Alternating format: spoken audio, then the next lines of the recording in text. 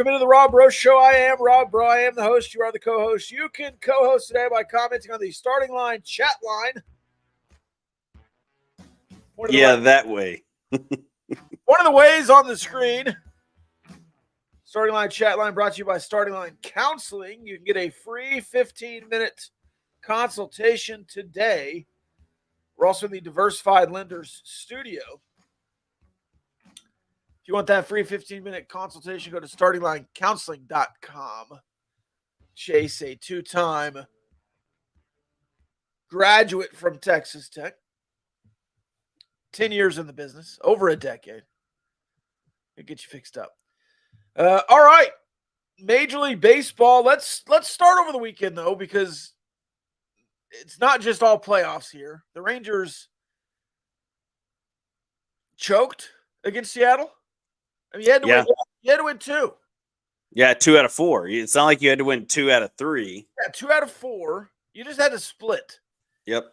You've dominated the Mariners all year, and you lose 3-2, 2-1, 1-0. Brutal.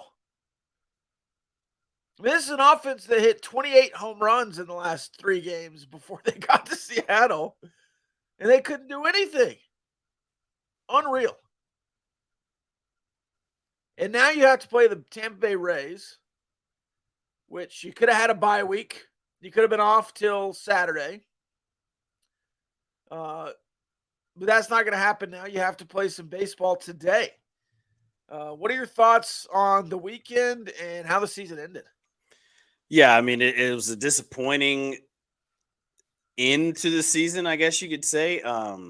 You really would have loved to wrap up a division championship, especially for a team that wasn't expected to do a whole lot this year. It would have been one of the best stories of the season, other than the Baltimore Orioles obviously winning their division. I think they're the best story, from worst to first. But it was fun on, what was it, Saturday night, that the Rangers win in Seattle and clinch their playoff berth. That's cool. That felt really good. And you're thinking, oh yeah, they're going to win tomorrow. They popped champagne.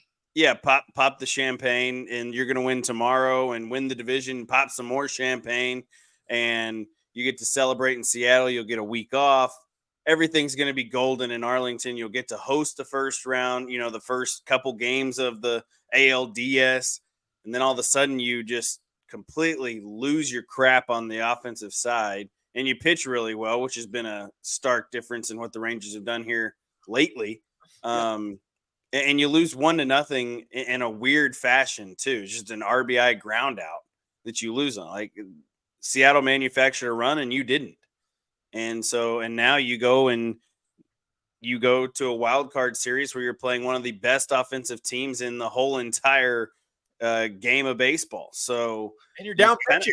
And you're down pitching, and you kind of put yourself behind the 8 ball here. I mean, your top two of your top 3 starters are on the IL for 10 days, 15 days for John Gray. You won't see him in the playoffs. I guarantee it. And you probably won't see Max Scherzer. And you won't see Dane Dunning in this series. Yeah, because he's done. He pitched yesterday. He pitched on 3 days rest. Yeah. On Sunday. Sunday. Yeah, Sunday. Today's Tuesday, Carson. Totally skipped Monday. I was depressed. So was I. As a Rangers fan. But we had a lot of good football this weekend. We can talk about that. Yeah, had good football this week.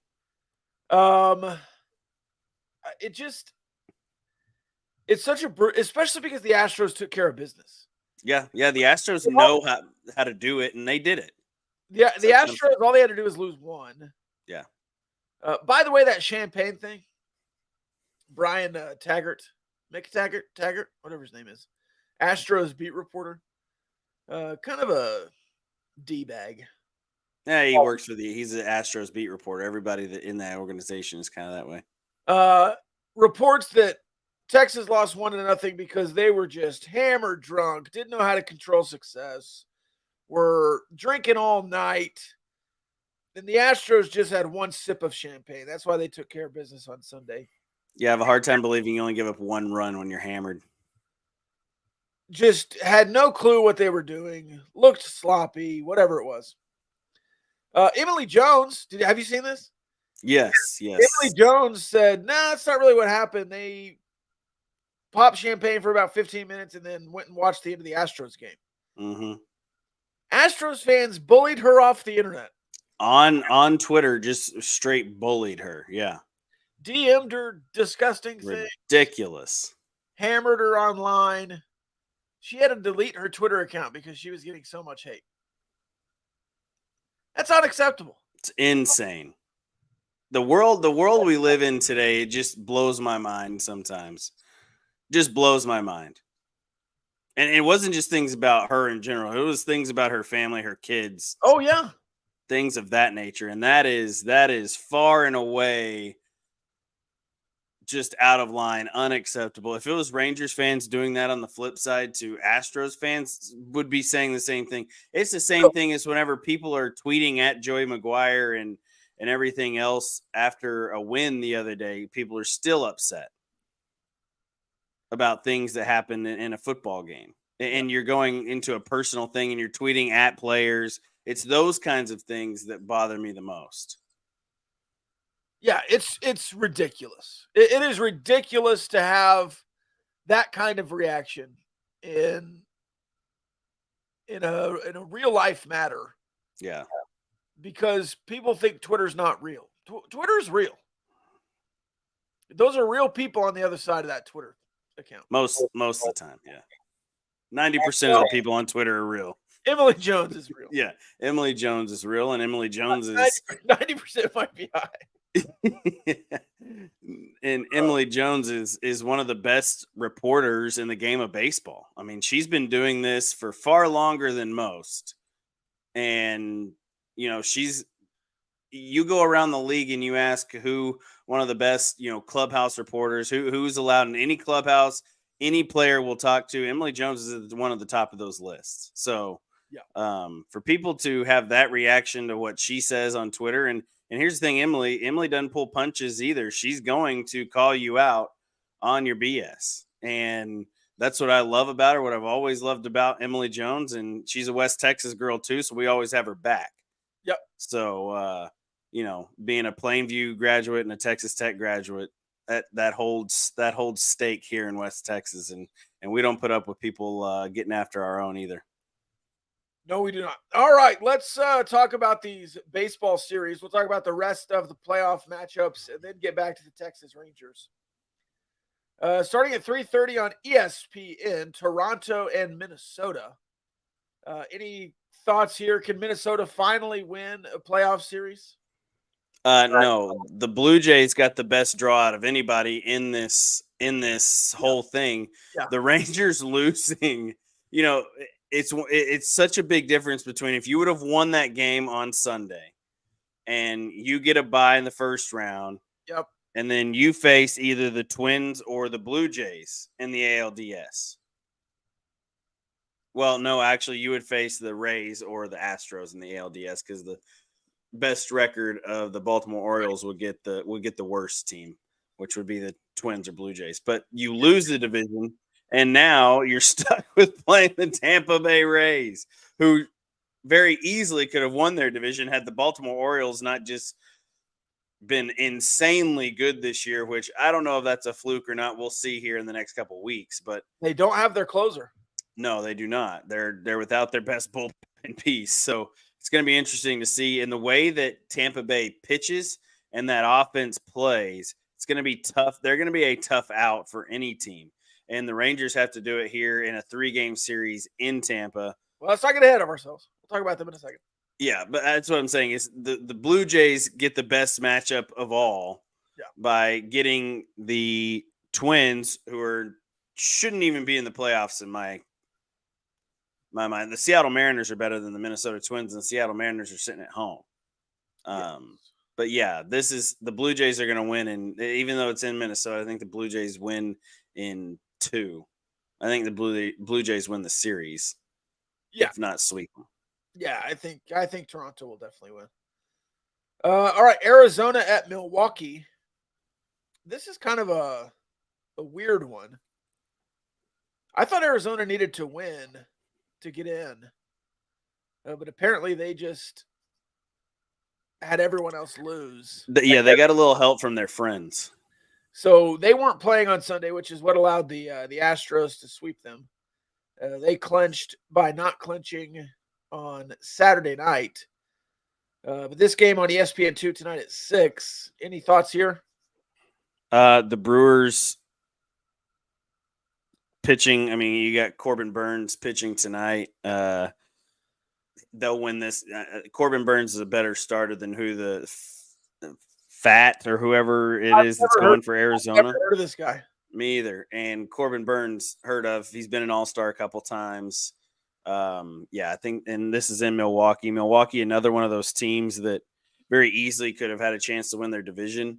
So, give me the Brewers. I think the Brewers too. And Arizona just kind of stumbled the whole back half and still made the playoffs somehow.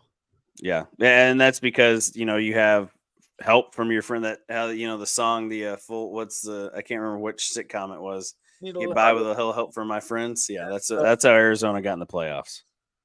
That's Cocker. Yeah. There you go. Joe Cocker? Yeah.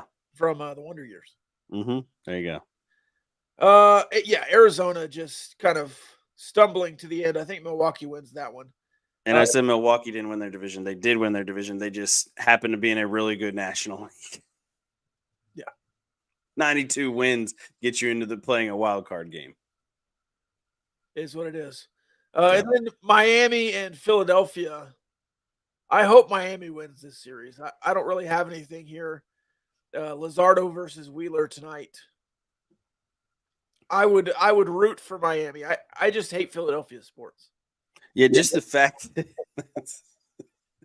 that's fair. Just the fact that Philadelphia got into the playoffs after the start that they had to the season is a feat in its own right. Finishing with 90 wins after they just completely crapped the bed to start the year. Yeah. Obviously that was Bryce Harperless. Kyle Schwarber hit like 115 the first 3 months of the season. I think he's got his batting average up to like 180 now.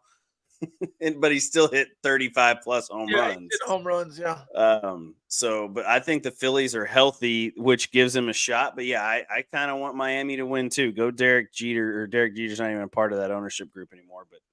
But go Marlins. It's always fun to see a team that doesn't have a whole lot of success usually get into the playoffs and do something. Yeah, and I don't want Philadelphia to repeat. Yeah, not as National League pennant winners, no. But I don't think that's going to happen anyway. The Braves are way too good. Yeah. The Braves are going to win the World Series, so it doesn't matter. Wasn't Philadelphia in the World Series? Yeah, last year. Mm-hmm. Yeah. Who won the World Series last year? The Phillies, right? No, the Phillies got beat by the Astros. Oh, I guess I put it out of my mind. Was it the Astros? You know what? I am the worst at remembering who won. Yes, recent ones too. Yeah, I'm really bad at it. I should be much better at that. Give me a Super Bowl, I'll probably give it to you. But the World Series, I just put them out. Because the Rangers have been so bad. Yeah, I just quit. I don't even watch it. I haven't watched playoff baseball except for maybe a game or two. I love playoff baseball. I love playoff hockey. But ask me who won a World Series or a Stanley Cup, and I can't tell you. Yeah, I agree. All right, Texas, Tampa Bay. I would pick Tampa Bay in this series. But I like the matchup today. I like Jordan Montgomery. Tyler Glasnow kind of has the Rangers number every once in a while, but every once in a while he absolutely doesn't. It's kind of a weird matchup for him. I think they nailed him last time they played him early in the year. That just feels right to me. That was in Tampa. In Tampa, yeah. It was like one of his first starts back. Yeah. I think it was his first start back, to be honest with you. So I think the Rays will win. The Rays are probably a better team. Your pitching is not healthy at all. Your lineup went dead this weekend, but has power. It just depends what you do at the Trop. But I would pick the Rays here, wouldn't you? Yeah, I'd pick Tampa Bay to win the series. I just think that offensively the Rays are better. pitching wise, they're set up pitching wise better than the Rangers are. I mean, you have who you want to go in game one and Jordan Montgomery. You have that set up because he's been your best starter for the last few outings of his. I think he's got a couple no decisions in his last couple outings, and he's given up a total of 1 run.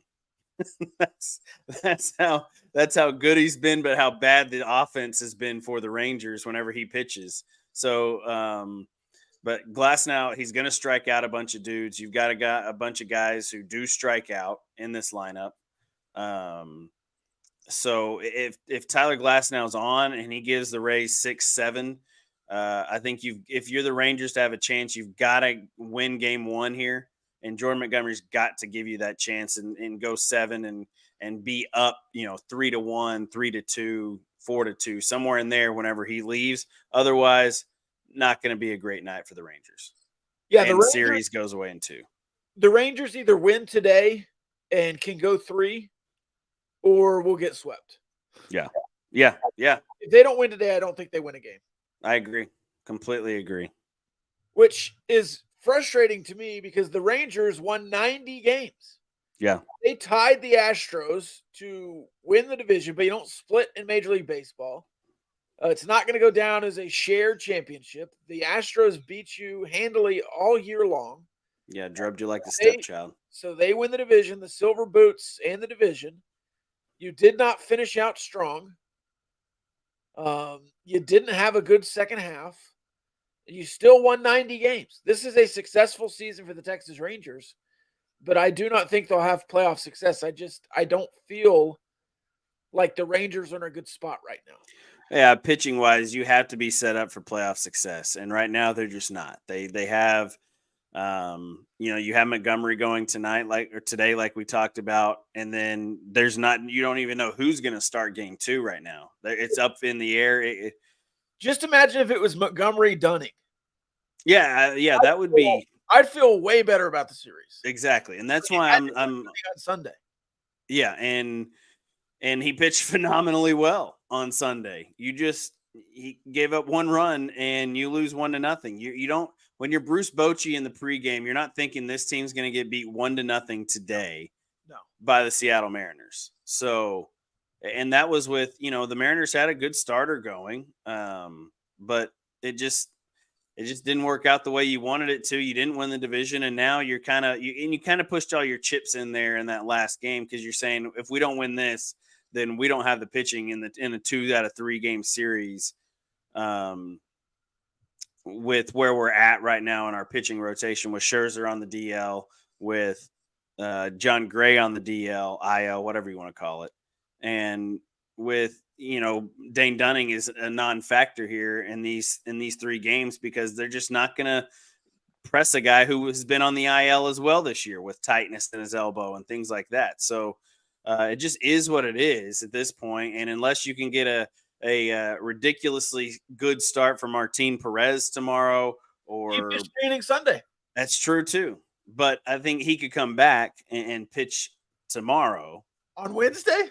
Yeah, depends on. I don't know how many pitches he threw on Sunday, but I mean, they've been protecting him all the back because the World Baseball. Well, he's also old too. I mean, let's remember that he's an older guy that's been throwing a lot of innings in the major leagues throughout the years. But I just don't know who else you start. Would Bradford be a guy that you start? But he threw a ton of innings on Saturday, so it's like, what do you do here? Do you bring up a Robert Duggar, who pitched all year in AAA and was your best pitcher in AAA all season long, had 100+ strikeouts to start a game? Playoff rosters are set. I know. I didn't see Duggar's name on there. So, it's going to be interesting to see who you start tomorrow.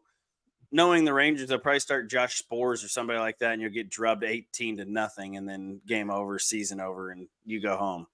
Yeah, you got to win today. Yeah. And I don't even know who pitches. I mean, you get a day off, right? It's one. No, it's 3 games in a row, 3 days in a row. It's a just a straight barn burner of 3 days here. You get the 3rd, 4th, and 5th. You're playing all 3 games in Tampa. Oh man. The good thing is Tampa Bay's crowd stinks. But I'm sure they'll be loud for the playoffs. But hey, the last time the Rangers played the Tampa Bay Rays in the playoffs was the American League Division Series. It's true. Guess who the winning pitcher was against the Rays in that series in the last game? Wasn't it Martin Perez? That'd be cool on Wednesday. No, I don't think so. Was it not Martin Perez? Was he there then? I don't know. I'm trying to remember now. 26. No, because Natali Felice closed that game. That's right. No, that was Martin Perez was not that. 2007, 2006. 10. Yeah, 10. There you go. It was their first World Series run. There you go. Yeah, that's right. It was Cliff Lee or Derek Holland. I was thinking that the Rays were the team that they beat that year in 2014 or 15, but that's not right. You lost to the Blue Jays that year. Yeah. I don't think you've won a playoff series since you went to the World Series. Since you went to the World Series. Yeah. I don't think so. No, you could be very right. I don't think you have either. You won a wild card game, right, that year to play the Blue Jays. Did that happen? No, you won the division. You won the division that year. And then the next year you played the Blue Jays in the wild card and lost. That's right. You played the Blue Jays a couple of years in a row there in the playoffs. Yeah, that's why you hated the Blue Jays for a few years. Yeah. And mainly just Jose Bautista. Yu Darvish just absolutely crapped the bed against the Blue Jays in their last playoff game, I believe. Mm-hmm. Yeah, some rough times against the Blue Jays. But you won against the Rays in the playoffs. So there you go. There's some precedent here. There you go. Last time you won in the playoff series, the second to last time you won the playoff series was against Tampa Bay. I think Evan Longoria was playing in Tampa Bay at that time. Yeah. Let's see. It was Rangers 5, Tampa Bay 1, Rangers 6, Tampa Bay 0, Rays 6, Rangers 3, Rays 5, Texas 2, and then Rangers 5, Tampa Bay Rays 1 at the Trop. Yeah, in Tampa. Yeah, I knew you won. I knew you wrapped it up in Tampa. Game 5 was Cliff Lee versus David Price. It was left-hander. What a starting matchup right there. Yeah. Two Hall of Fame pitchers, probably. You remember how bad we wanted David Price for all of those years? So many years you wanted David Price. And it would have been a great addition to that pitching staff in those years. I'm going to give you these pitching matchups. Cliff Lee, David Price, game 1. CJ Wilson, Big Game James, series 2. Joaquin Benoit versus Darren Oliver. Oh, he was the loser. He didn't start. Yeah. Wade Davis versus Tommy Hunter was the loser in that game. That was when Tommy Hunter was really struggling. He started the struggle bus at that point. And then Cliff Lee, David Price. Awesome. What a rundown memory lane. Yeah. Hopefully it's the same rundown memory lane and the Rangers are clinching a series in Tampa this week. And then you go to the ALDS and get the ALDS is going to be electric because it'll be with the Astros. If you win this series in the wild card and you go to the ALDS, the Astros Rangers ALDS will be absolutely electric, chippy. The benches will clear at least once in this series. It will be very, very fun to watch, and that will be one of the best series that could be the best thing for baseball is if the Rangers and Astros play each other in the divisional series. That would be monster. I don't know if it'd be monster TV numbers. The whole state of Texas will be watching. That's monster TV numbers in its own right. Monster ticket sales for sure. Oh yeah. Tickets are going to be. You're not going to find one for cheaper than $500. That'd be awesome. Our boy Alan Corbin has tickets to the ALDS, so hopefully the Rangers take care of business. Yes, he does. All right, let's move on here. Any overreactions from the weekend in the world of football? Notre Dame is back. The Cowboys are back. Texas Tech is back. Any overreactions from that Texas Tech game? No overreactions other than people on Twitter in the first half were overreacting to saying the defense is terrible. I can't believe that you're giving up 28 points. The defense was not good in the first half. It was first quarter, really. Missing tackles, couldn't do anything. Yeah, but it was a bad game plan. In true DeRuyter fashion, he goes in at the halftime locker room and I'm sure rips them a new one. Has a little come to Jesus meeting. They figure all the things out that they need to figure out on the back end. And you got to remember, you've got some young guys on this back end of this defense and some guys that haven't been in this defensive scheme for very long on the back end of this defense too. And Lux and who am I? The sprinter. Yeah, Baskerville. Dingle, thank you. That's what I was looking for. Linebacker, he played a bunch. Ben Roberts, redshirt freshman. Sanford played safety the whole second half because Rabbit was out. Yeah, because Taylor Dimerson didn't play from the first quarter, the end of the first quarter on. Yeah. So, and really Malik Dunlap was the only guy who's been on this defense for over a year. Rashard Williams. Right, yeah, we're on the back end. Yeah, that's true. So, but anyway, other than that, you were exposed a little bit in the first half. But then DeRuyter figured it out. The defensive staff figured it out, and the guys, put together a great second half. You pitch a shutout in the second half, and that to me is overreaction wise. Overreaction is the defense is for real.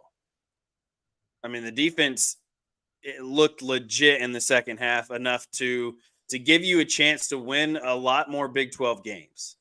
And here's the deal with these offenses coming up. Baylor, Kansas State, especially if Will Howard's hurt. Even BYU, who's not a great offense, you could just go play base defense.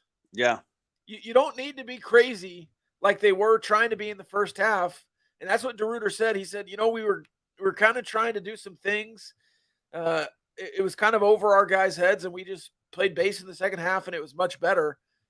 With all of these freshmen who are going to be playing. Now, they have to. Jacob Rodriguez is coming back maybe against Kansas State.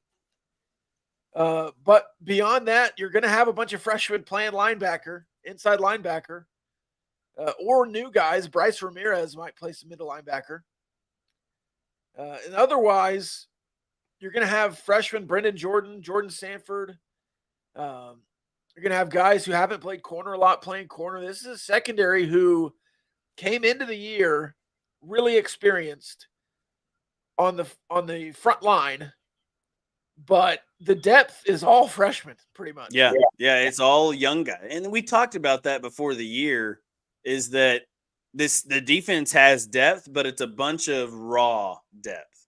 It's a bunch of you've got speed and the dingle, the Dingles of the world who can just blow you out of the water with their speed. We saw that this weekend with Dre McCray and Dingle being able to make ground on a play where he got beat on. He makes up ground, gets a pass deflection. We've seen that, but you're right. You're going to have some growing pains with this defense. Here's the thing that I love about it. And the offense can kind of speak for itself in the second half as well, because you look like when you got Baron Morton into a rhythm, and by rhythm, I mean letting Taj Brooks make his rhythm and make the offense go. But the defense, once they figured it out, and once these young guys get a few reps in and they figure out the way that the Big 12 works, how Power 5 football really is different than high school football or where you came from last, they will be fine. But, yeah, there's going to be some growing pains. You're going to give up some long touchdown plays. It's just going to happen. You're going to have good quarterbacks and good offensive coordinators figure out a way to beat you early. Like, they're going to see what's on film. They are going to win a few times.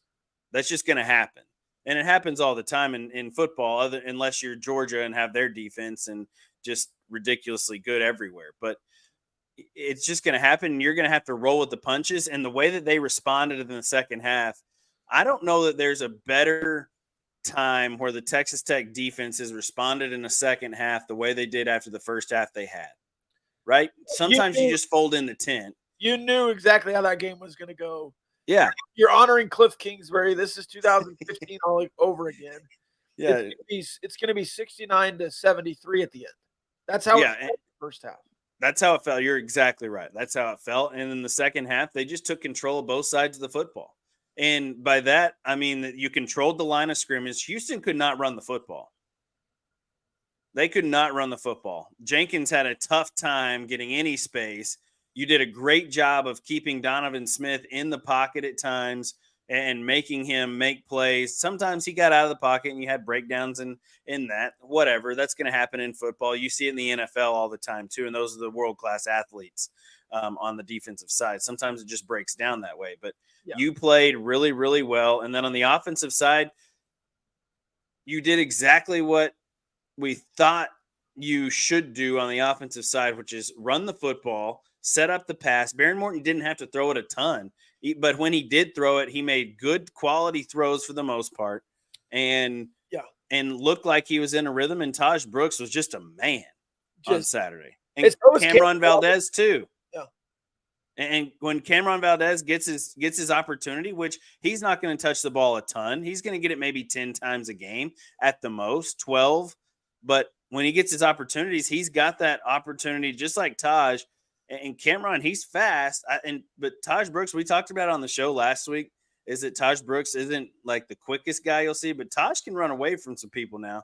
Yeah. He's the speed is there more so than I thought it was. So very pleased with what I saw from Taj Brooks. And if you keep giving Taj Brooks the football, here's our overreaction for you. Taj Brooks could be an all Big 12 running back. He's on pace for 1,000 yards. I agree. And I talked about it. He is like DeAndre Washington. DeAndre Washington set up those offenses in the early when Cliff Kingsbury was here. That's how you set up the offense.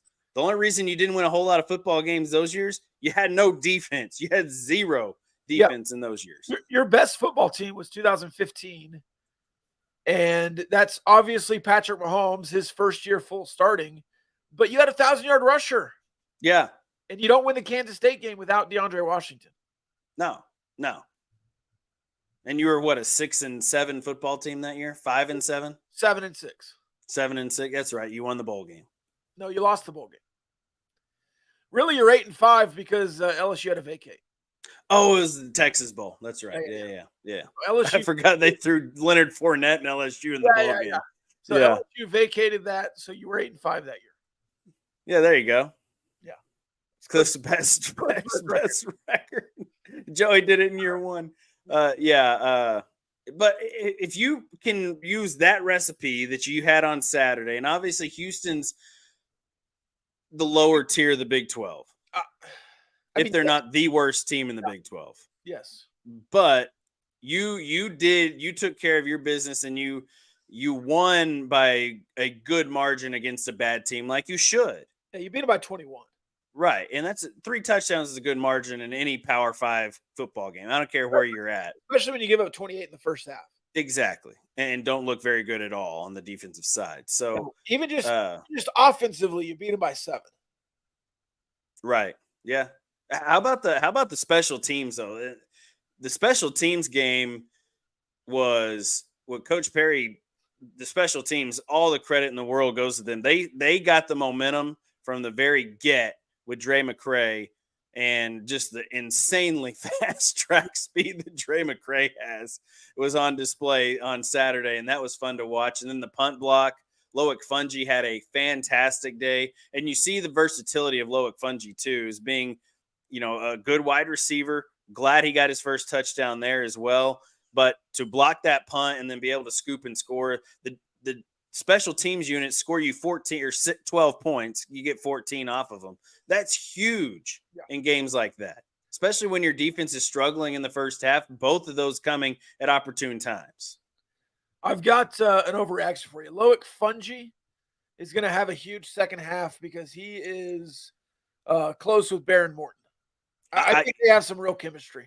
I agree. And every single bit of it, 2 West Texas kids, you love that connection. You can obviously tell that Baron Morton loves Coy Aiken. He likes to look for Coy Aiken as well. Yeah. and Xavier White and Miles Price got more involved this week too. That's so nice to see is you spreading the ball around. It wasn't just looking, especially without Jordan Brown being available this last week, just not looking for Jerron Bradley and the tight ends.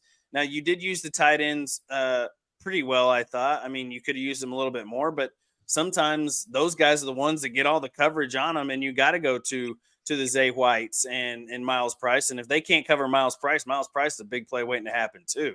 Yeah. So and you take eyes away from those guys by going back to what we talk about all the time. Run the stinking ball. Run the damn ball. And they figured it out, and Taj Brooks had an absolute day. You have 2 100-yard rushers for the first time, and I don't know how long it's been since Texas Tech has had that in a game.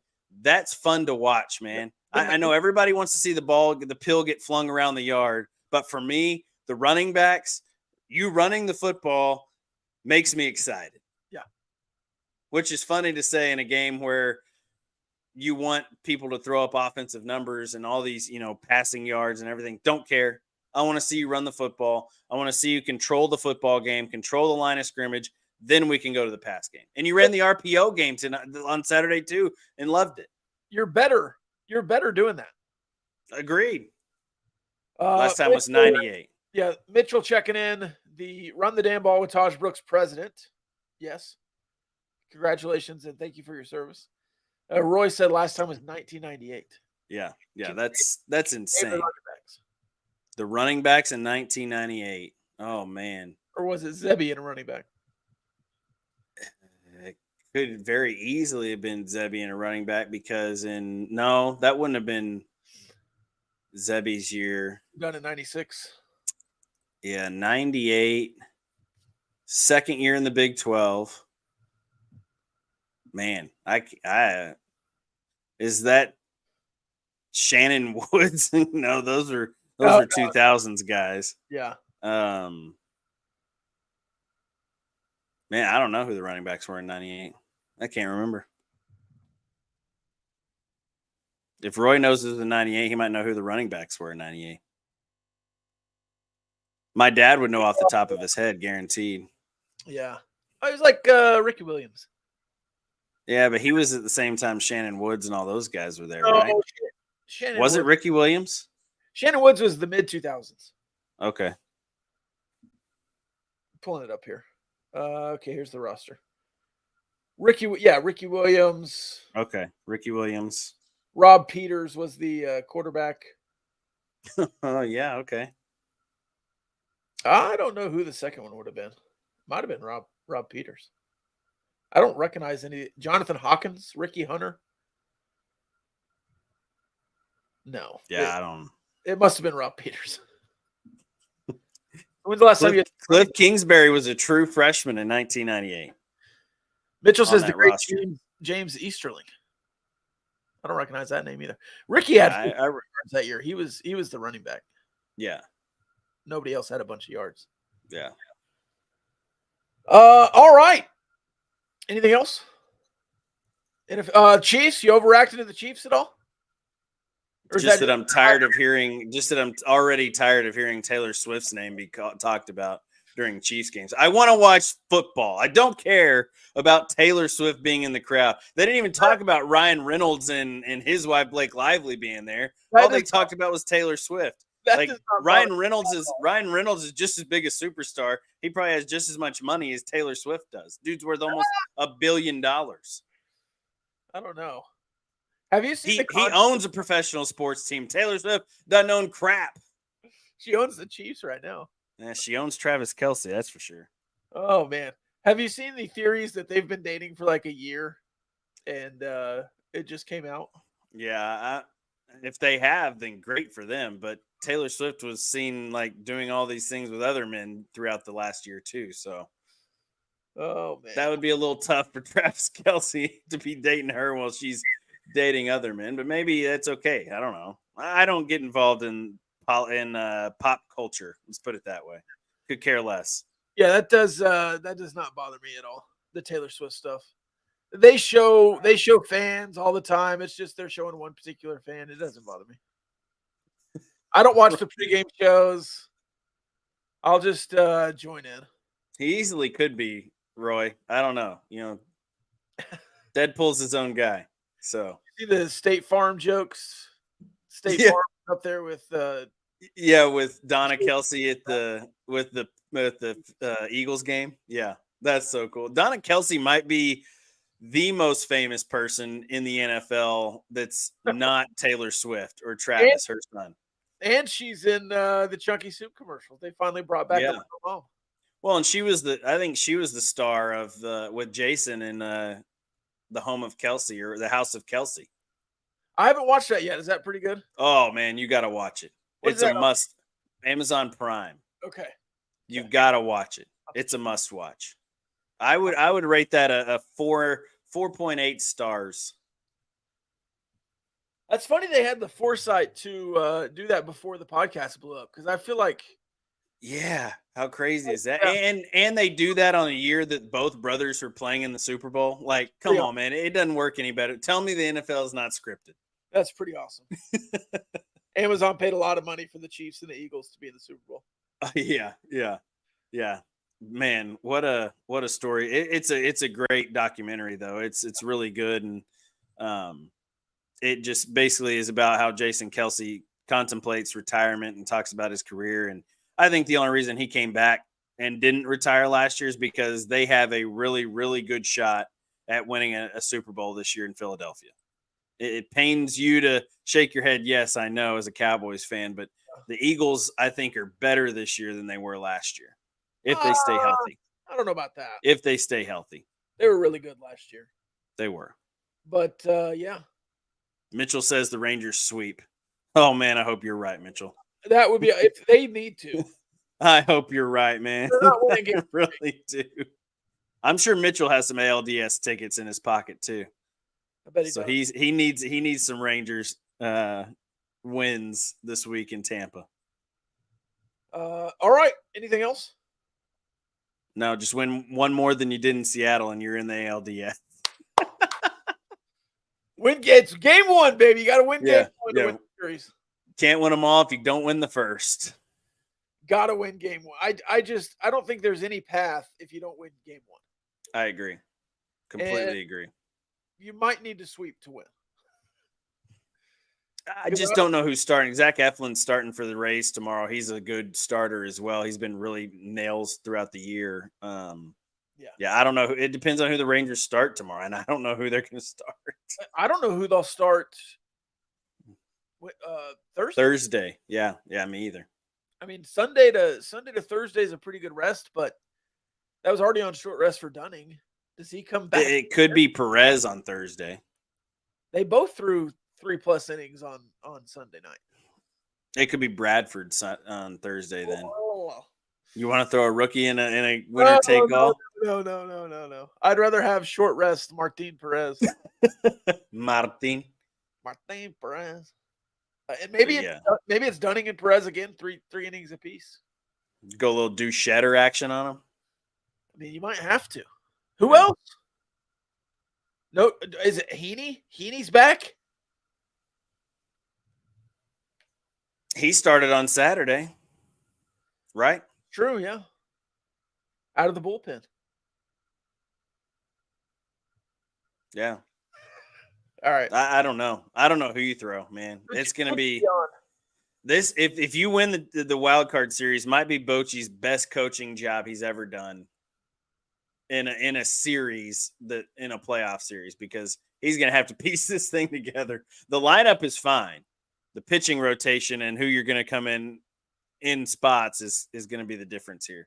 How he handles the pitching is going to tell all the story you need to know. Yeah. In this series. Question on Twitter. It looks like the Rangers won't play the Astros until the ALCS, or do they reseed? They reseed. It's the low seed gets the 1 seed. Mm-hmm. So if the Blue Jays win, which they likely will, they'll play the Orioles.